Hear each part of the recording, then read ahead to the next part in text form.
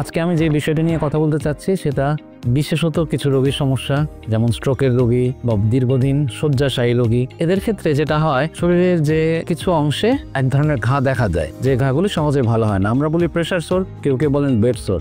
এমনিতেই রোগী অন্য কোনো নির্দিষ্ট কোনো রোগে আক্রান্ত হয়, স্ট্রোক হওয়া রোগী অথবা অন্য কোনো সমস্যার রোগী, তার উপর মরার উপর খাড়ার ঘায়ের মতো এই প্রেশার সোরগুলি হয়ে থাকে, সহজে ভালো হয় না, বারবার ইনফেক্টেড হয়। এবং এই শয্যাশায়ী রোগীর জন্য এটি একটি অত্যন্ত কঠিন সমস্যা। আর বিশেষত ঢাকার বাইরে গ্রামাঞ্চলে যেসব মানুষ স্ট্রোকের পর বেড রিডেন বা শয্যাশায়ী থাকেন, তাদের জন্য এটি অনেক বড় সমস্যা, সহজে চিকিৎসা হয় না এবং এর জটিলতায় কিন্তু রোগী দ্রুত মৃত্যুর দিকে ধাবিত হতে থাকেন। তা আমরা ঢাকাতে আধুনিক চিকিৎসা বিজ্ঞানে ভ্যাকুয়াম অ্যাসিস্টেড ক্লোজার ইউজ করে থাকি। একটা ভ্যাকুয়াম মেশিন দিয়ে উন্ডগুলোকে পরিষ্কার করে তারপর ভ্যাকুয়াম মেশিনটা ইউজ করলে সহজে ভরে আসে অল্প সময়। যে সময়টা রেগুলার ড্রেসিং করতে করতে যে সময়টা লাগতো, তার চেয়ে কম সময়ে এই ঘাগুলি ভরে আসে এবং এরপরে আমরা যদি প্রয়োজন হয় চামড়া বসাতে পারি। লম্বা সময়ের ক্রনিক যে ঘাগুলি, সেগুলি একটা সুষ্ঠু চিকিৎসা সম্ভব। আমি অত্যন্ত আনন্দের সাথে জানাচ্ছি যে ভৈরব ইউনাইটেড হাসপাতাল এবং অর্থোপেডিক সেন্টারে আমরা এই ভ্যাক মেশিন নিয়ে এসেছি। এই ভ্যাক মেশিনের মাধ্যমে আমরা খুব সহজেই রোগীদের চিকিৎসা দিতে পারি।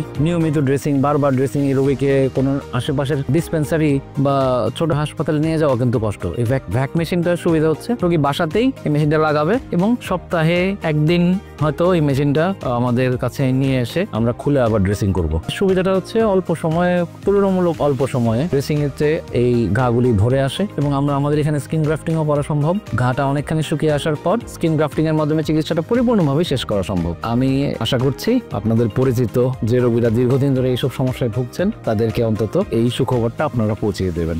ধন্যবাদ। আসসালামু আলাইকুম, আমি ডক্টর মোহাম্মদ আতাউল ইসলাম, জেনারেল এবং ভাস্কুলার সার্জন। প্রতি বৃহস্পতিবার এবং শুক্রবার ভৈরব ইউনাইটেড হাসপাতাল এবং অর্থোপেডিক সেন্টারে বসে থাকি, রোগী দেখে থাকি, অপারেশন করে থাকি।